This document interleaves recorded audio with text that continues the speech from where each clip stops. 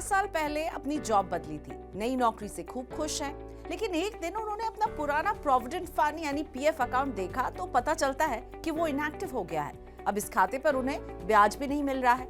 और ये सिर्फ रिया के साथ ही नहीं हुआ, बल्कि बड़ी संख्या में लोग जब नौकरी छोड़ते हैं तो उसके बाद ये गलती करते हैं, जिससे उन्हें हो जाता है बड़ा नुकसान। तो आप भी जानना चाहेंगे रिया ने क्या गलती की है और आप इससे कैसे बचें। पीएफ खाता कब इनएक्टिव हो जाता है और इस खाते पर आपको कब ब्याज मिलना बंद हो जाता है, इसे समझ लीजिए, नहीं तो नुकसान तो आप ही का है।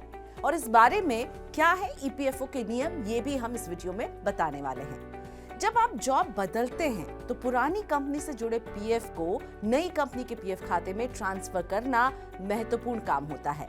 अगर आप लंबे समय तक पीएफ के बैलेंस को नए कंपनी के खाते में ट्रांसफर नहीं करते हैं तो इससे आपका पीएफ खाता इनएक्टिव यानी निष्क्रिय हो सकता है। यही नहीं, रिया की तरह एक समय के बाद इस पर ब्याज भी मिलना बंद हो सकता है। रिया ने यही गलती की थी। जॉब छोड़ने के बाद उन्होंने अपना पीएफ ट्रांसफर ही नहीं किया और उसकी कंपनी ने भी जॉब छोड़ने की तारीख दर्ज नहीं की थी। हालांकि ईपीएफओ पोर्टल पर नौकरी छोड़ने की तारीख अपडेट करने की जिम्मेदारी पुरानी कंपनी की ही होती है। उसे नौकरी छोड़ने की तारीख से 2 महीने के भीतर ये काम कर देना चाहिए। अगर किसी वजह से पुरानी कंपनी 2 महीने के अंदर ये अपडेट नहीं करती है कि आपने नौकरी छोड़ दिया है, तो फिर कर्मचारी खुद अपनी नौकरी छोड़ने के 2 महीने के बाद ये काम खुद कर सकता है।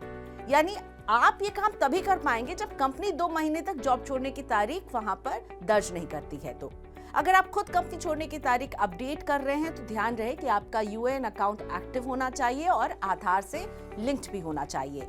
सत्यापन के लिए ओटीपी पाने के लिए आधार से जुड़ा मोबाइल नंबर भी एक्टिव रहे। साथ ही आपके आधार और पीएफ से जुड़े दोनों बैंक खाते एक ही होने चाहिए।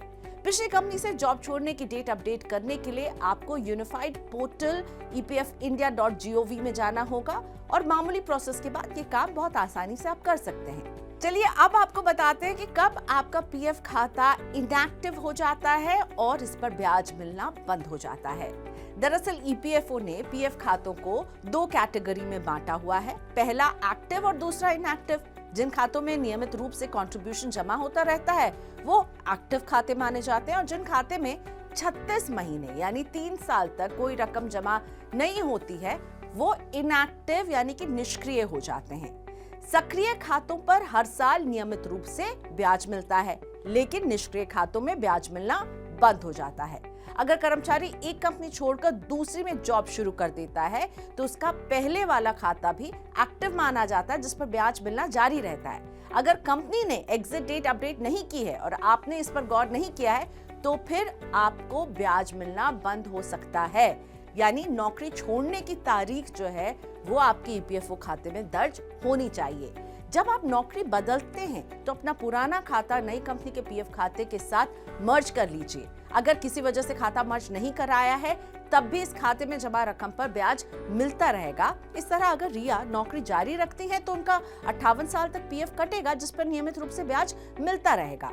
ईपीएफओ के नियमों के तहत रिटायरमेंट की आयु है 58 साल और अगर रिया इससे आगे जॉब करती हैं तो उनका पीएफ नहीं कटेगा, क्योंकि ईपीएफओ 58 को ही रिटायरमेंट एज मानता है।